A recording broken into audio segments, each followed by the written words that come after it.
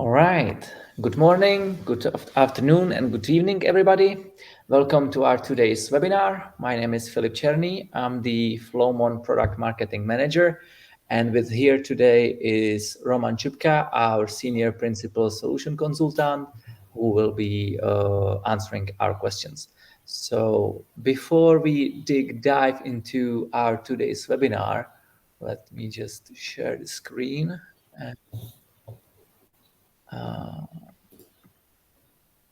We can start. So our topic for today's webinars is the first 48 hours of ransomware incident response. So and before we jump into that, let me first tell you something about who we are and what we do, and then we will focus on the topic.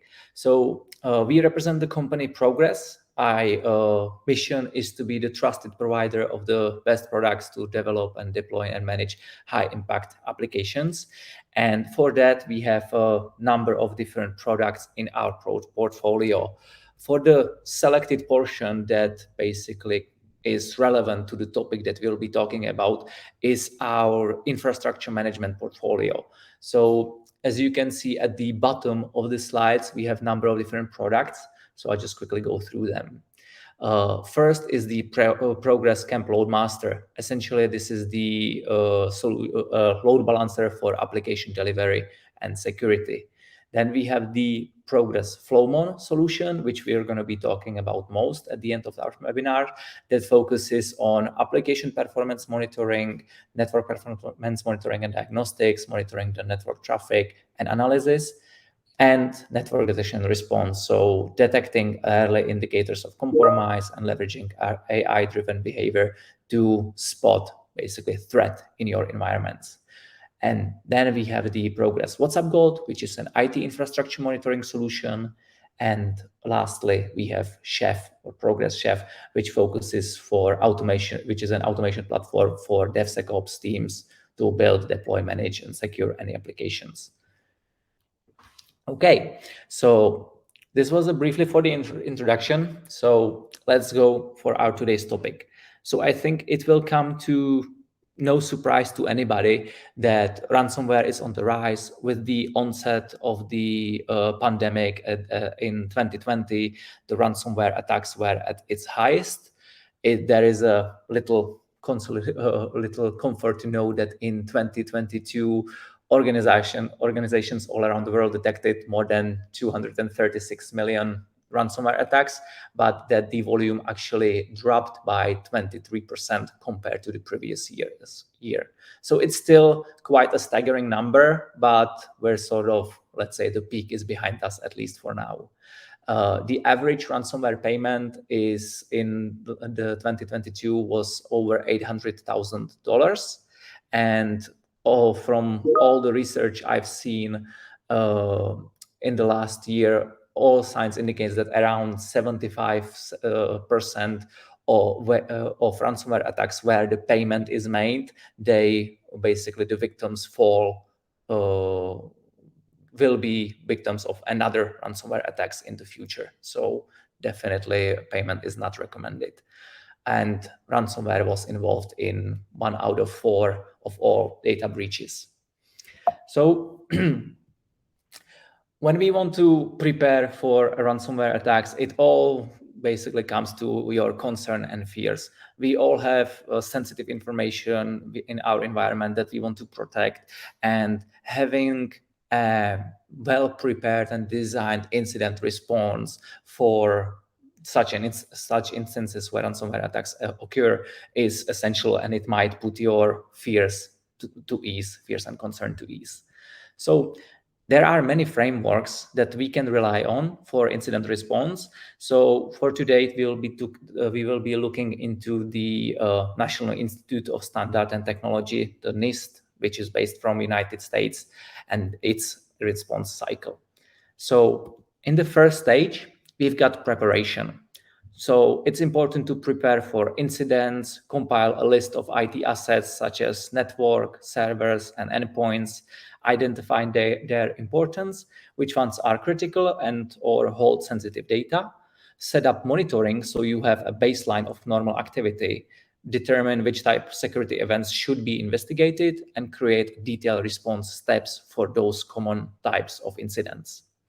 Core capabilities for the incident preparation should include centralized visibility, so interface showing all endpoints, configurations, processes execution, installed software, network traffic, and user activity. So once we are prepared, the next stage is detection and analysis. Detection involves collecting data from IT systems, security tools, publicly available information, and people inside and outside the organizations, identifying the signs that an incident may happen in the future, as well as identifying those indicators of compromise or data showing that an attack has happened or is happening now. And the other part, which is analysis, involves identifying a baseline of normal activity for the affected systems, correlating related events, and seeing if and how they deviate from the normal baseline. After detection and analysis, we come to containment and eradication and recovery. So the goal of containment is to stop the attack before it overwhelms resources or causes the damage. Your containment strategy will depend on the level of damage that the incident can cause, the need to keep critical services available to employees and customers, and the duration of the solution. So a temporary solution for a few hours, days, or weeks, or a permanent solution. As part of the containment, it's important to identify the attacking host and validate its IP addresses. So this will allow you to block communication from the attacker and also identify the threat actor to understand their mode of operation, search and block other communication channels they may be using. In the eradication and recovery stage, after the incident has been successfully contained, you should act to remove all the elements and incidents from the environment. You might include identifying all affected hosts, removing hardware, and closing and resetting passwords for breached user accounts. Finally, once the threat is eradicated, restore the system and recover normal operations as quickly as possible, taking steps to ensure the same assets are not attacked again. And so the detection and analysis and containment, eradication and recovery basically goes into the circle. So wherever we find another assets, basically we continue this circle before everything is contained. At the last stage, we will get to the post-incident activity. At the central part of the NIST incident response methodology is learning from previous incidents to improve the process. So you should ask, investigate, and document the answers to following questions such as and at what times, how well did the incident response team deal with the incident, where processes followed and were they sufficient, what information was needed sooner, were there any wrong actions taken that caused damage or inhibited recovery, what could staff do differently next time in the same incident occurred. Could staff have shared information better with other organizations or other departments? Have we learned ways to prevent similar incidents in the future? Have we discovered new indicators of compromise or similar incidents to watch for in the future? What additional tools or resources are needed to help prevent or mitigate similar incidents? So you can use these findings to improve the process and adjust your incident response policy, plan, and procedures to feed the new data into the preparation stage of your incident response plan.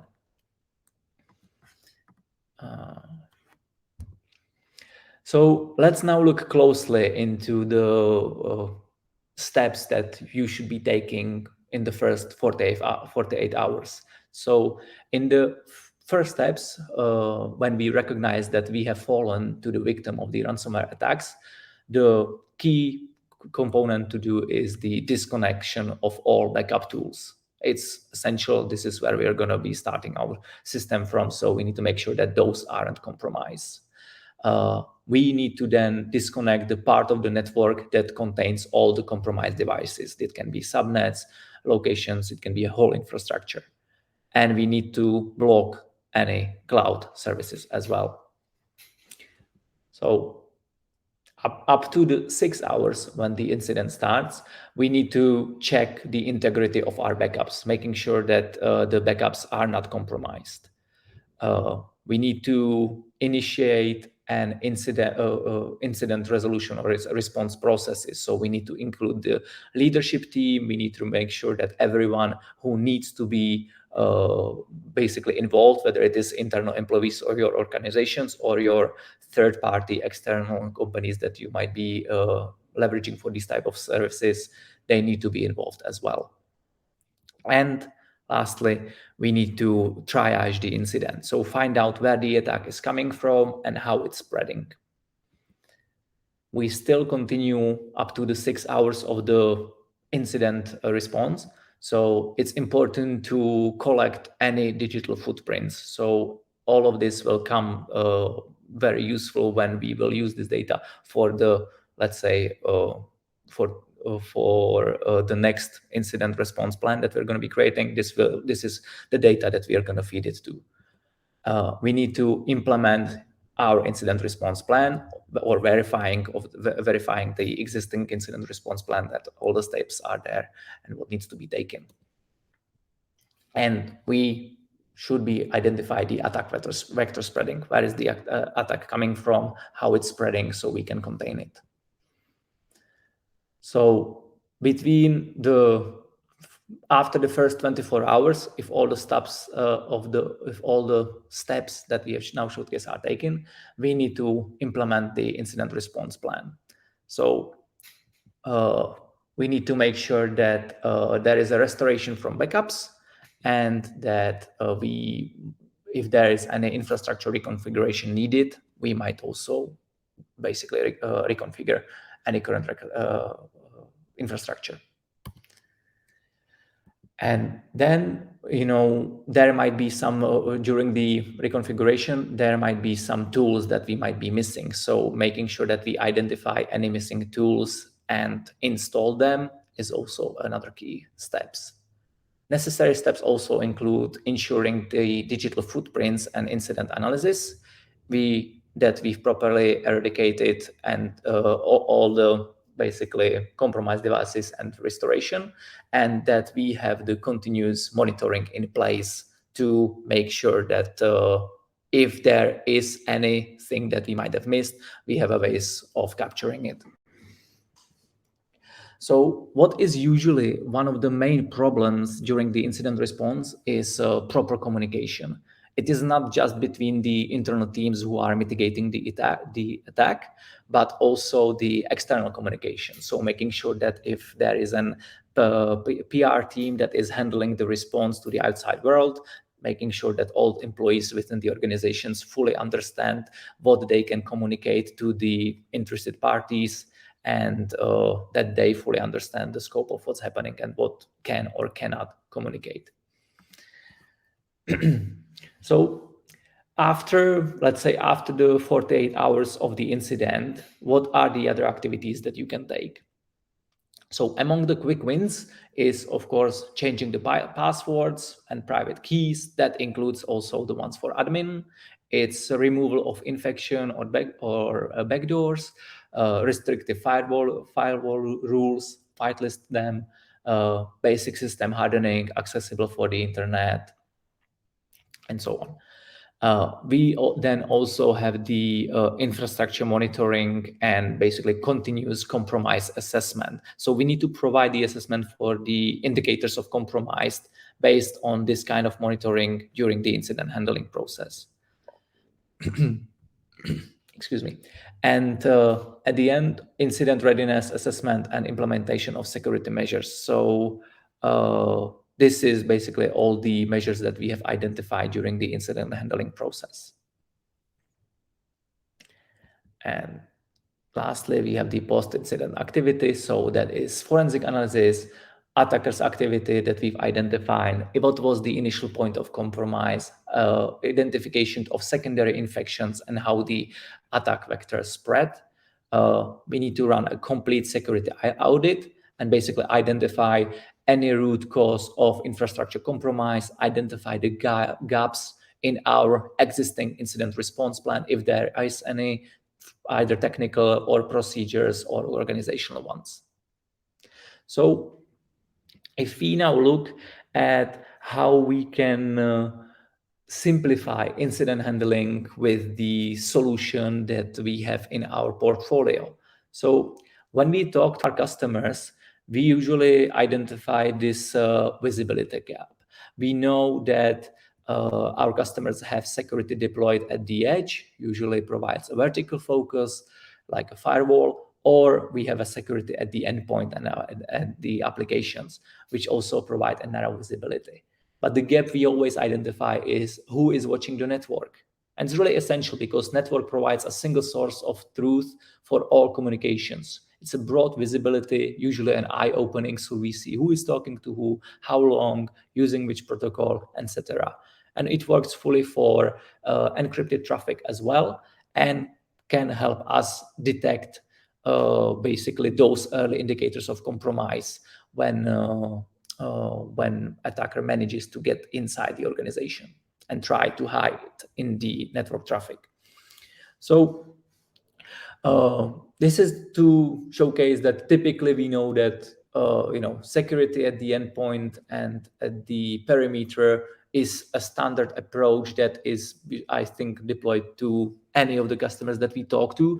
But this is also an approach that attackers are very well aware of. They are continuously modify the code to stay hidden and hide inside the network traffic. So monitoring these communications is essential, and applying, let's say, a machine learning and approaches to recognize those basically those early indicators of compromise, and that does not rely on signature-based detection, but rather leverage the machine learning detection is really the key. So if we look at the Flowmon intelligence principles, what we rely on, we have a number of different approaches. It's not just a common statistical algorithms that will detect spike in the traffic, but we leverage combination of machine learning, adaptive baselining, heuristics, behavior patterns, and implement also existing public threat intelligence. And we have basically compiled all of this intelligence into more than 200 individual algorithms and 40 plus detection methods. So you will have this long-term data collections, archiving, and visualization interpretation in our solution. And there is a value for two teams. So basically from the SOC teams and CSERT teams, it's essential that you will have that early threat detection when it comes, so you can respond to those threats basically as early as possible. When you're trying to triage where is the threat coming from, so essentially the threat hunting capabilities, that's also essential, and triggering that proper incident response. It can be triggering firewalls to block the host, or your NAC system to isolate the infected host as well, or basically send the relevant events to your CM tool to handle any response from that front. And lately, of course, having that digital forensics for post-activity analysis. So that's really essential from the security perspective. But for generic, for network operations and network observability, being capable of monitoring any hybrid environments, whether it is cloud or premise, analyzing the encrypted traffic, and just making sure that you can find the root cause of whether it is a security issue or only an operational one, to make sure that your business can stay operational and you can rely on, as well as monitor the performance monitoring. So from the optics of Flowmon network detection response, what are the types of malwares, or basically those anomalies that we can detect? So viruses, malware, ransomware, any stages of ransomware, from scanning the network, doing a brute force attacks to break the password, all the way through, let's say, communicating with blacklist and uploading the data to a different storage files outside of the company's organization. All of that can be detected. It can be also a change in the profile of a long-term employee. So, for example, an employee will suddenly start to upload large amounts of data to the public storage system, and later in the investigations, you may find that this employee is in the termination notice and tries to steal the data. So at the first look, this may seem like an operational spike, but monitoring for looking at it from the security perspective, we can see that it's a, let's say, severe security breach that you might be aware of. It can be any traffic anomalies, man-in-the-middle attack. So someone in the corporate network will be broadcasting everybody that he's the gateway to the internet, gaining access to sensitive informations like logins and password. So all of these types of anomalies is something that with continuous monitoring and early detections, you can basically prevent on. And if we look at it at the optic of the adaptive security architecture, as you can see on this slide, if we look at the middle, we can see that in the red, we've got the network security or network detection response is one of the 4 key components right next to CM. So basically a log connections, log collection, and endpoint security. So deploying agents to endpoints. So CM, EDR, and NDR, together with cloud security, basically play they are part of the SOC visibility triad. So basically the idea is that one of these solutions complements the basically the lack of the other two. So it's important to have all of these solutions deployed to be to have this multi-layered security to successfully detect and mitigate ransomware attacks. So if we come back to the NIST incident response cycle, we can see that from the preparation stage, this is where Flowmon can provide you monitoring of all the assets and basically understanding the baseline of your normal activities, leverage the artificial intelligence / machine learning approach, basically not relying on signature-based detection, but leveraging machine learning to recognize those early indicators of compromise for detections and further analysis. And it's not basically fully tied to the containment and the recovery, but we can trigger the response to those firewalls, to those other solutions in your security stack to basically stop and prevent the attack from spreading. And for the post-incident activity, it's all the basically metadata collection that we provide that you can basically then go through in the post-incident analysis to make your incident response plan much more better and reliable. So I'm going to shift a little bit from the response plan and just focus on the compliance and regulation as well. So we have this statement here that incident handlings are actions and procedures aiming to respond to an incident is one of the technical measures that need to be implemented to meet an incident reporting obligations for regulatory compliance. So for NIST or RCE, this is specific to Europe, but we can see that, for example, that the NIST measures and obligations that Flowmon solution can help you to comply with are listed here. So we've got number of different articles for the entities that are essential and that need to comply with this NIST regulations. So it's the incident handling, supply chain security, security in the network vulnerability disclosure, and the appropriate description. We also have the incident reporting and the type of threat and the root cause that is likely to have triggered the incident. All that Flowmon can provide. And for the CSIRT team that also need to comply with the NIST regulation, it is the Article 11 essential and important entities concerned regarding the real-time or near real-time monitoring of their network and informational system and collecting and analyzing the forensic data and providing the incident analysis is also key. So to fulfill the cybersecurity compliance and regulation standards, including data protection, incident handling, and reporting obligations with Flowmon's intelligent network visibility and monitoring solution is, let's say, is the key, is the easiest.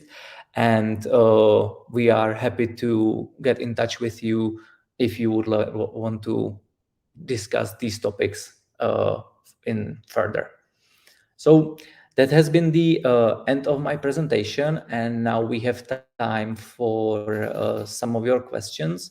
So I can see that we have one of the questions in the panel. So I'm going to bring in our specialist, Roman Chupka. Roman, are you here with me? Yes, I'm here. Okay, we've got actually two questions. One is about the subtitles in the Portuguese language, if it's available. No, it's in English only. I think so. Am I right, Philip? Yes. Yes. Okay. Just in English. Next question. About are playbooks the same as incident response plans? How detailed should they be, and how frequently should they be tested? Actually, if you are asking about the playbooks in our solution, we are not providing playbooks like security orchestration and automation response systems, SOARs. We are providing the deep visibility, what's going on in the network from the mainly security and operational perspective. The Flowmon solution is actually the fundamental part of every single stage of the incident response cycle. With this kind of the data we are provided, and we can collect and we can interpret and visualize through our, let's say, advanced intelligence. And how frequently should be, probably this is the question about the incident response plan, how detailed should be and how frequently should they be tested. So it really depends on the character of the organizations, on the business approaches, on the sensitivity of the data, and so on. From my perspective, the detail of the incident response plan should be really deep and always need to be, let's say, adjust about the new elements. It doesn't matter if it's from the tests or a real incidents, but testing of the incident response plan depends on the type of the attack or incident should be done once or twice per year at least. Mm-hmm. Yeah. So there's the question. Mm-hmm. Next question. For an organization that has a relatively small security team, how important is threat intelligence, or should the budget be spent more on other aspects of incident response? Actually, this is a good question, and again, it depends on the, let's say, it's not about if the company is small or large. It's more about the sensitivity of the data they are actually operating. This depends on the businesses they are providing to the business partner, society, whatever, because you can have also the small organizations like any kind of the governmental authority, but they are working with a really sensitive data or information, whatever. And how important is threat intelligence, and should the budget be spent more on other aspects of incident response? Look, threat intelligence, it's if you can imagine the security architecture that have if you can imagine adaptive security architecture where zero trust in a centric model. Threat intelligence, it's something as a main component on the top, helping to provide automated defense and investment into the threat intelligence depends on the budgets of every single company. If it's a small company with a small budgets, with no internal resources for a security operation team, it makes sense for them to get a service from the managed security provider. It's a better choice actually than invest a lot of money to the threat intelligence, because you can buy a lot of threat intelligence sources. You can use open source threat intelligence sources, but you need to collect them and interpret it in a proper way with the collected data from the repositories like a SIEMs, EDRs, NDRs, or cloud security. So it should make sense to use it. So from my perspective, small organization with no internal resources to operate smoothly security operations on a daily basis, better to provide it as a service, where the threat intelligence is just a component of the security operations center. I would just basically to follow up on here that, what we mean by small organizations, but when we talked here about our Flowmon solution and our network detection and response capabilities. So I think it's important to mention that our solution fits for companies from, let's say, 250 to 25,000 employees, the size of the organizations, with our sweet spot from between 500 and 5,000 employees or IP addresses in the network. So just to give you a range where we can help you. Yeah, actually, Progress Flowmon solutions like network detection and response solutions also use built-in threat intelligence mechanisms, and it can be, let's say, interconnect with other commercial threat intelligence resources. So it depends. But from my perspective, the interpretation of the data and the result of the detected any kind of the event, if it's an indicator of compromise, any kind of the anomaly, should make sense for operators anyway. So that's the point.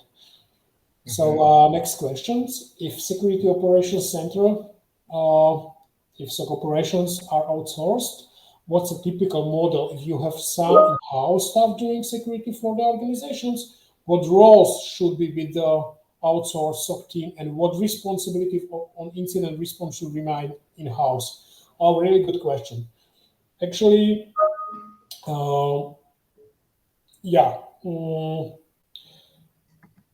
in-house responsibility and also the job role starts with the kind of the chief information security officer or security manager or whatever. And you can outsource other roles at all, for example, like analytics, like incident responders, like forensics team, like whatever. It depends on the size of the company, but the chief information security officer / security manager should be inside job, actually. And you can mix it, whatever. And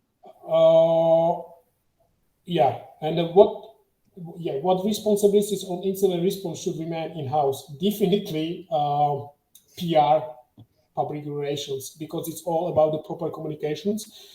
And HR, actually, because it starts always with any kind of the rumors after the incident from the inside to outside.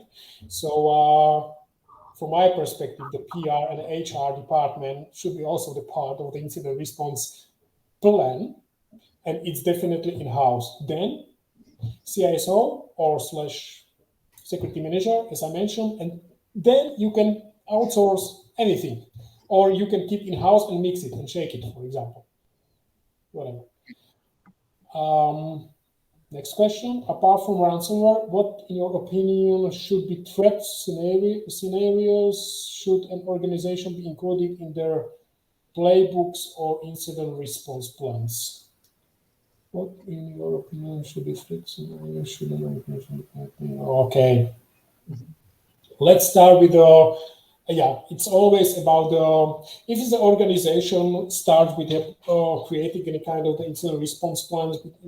The best way how to do it is let's say take the threat landscape, for example, from any kind of the authority, organization, institution, like NIST could be whatever in Europe, and you need to prepare of the incident. It's a start in the incident response plan based on the threat landscape.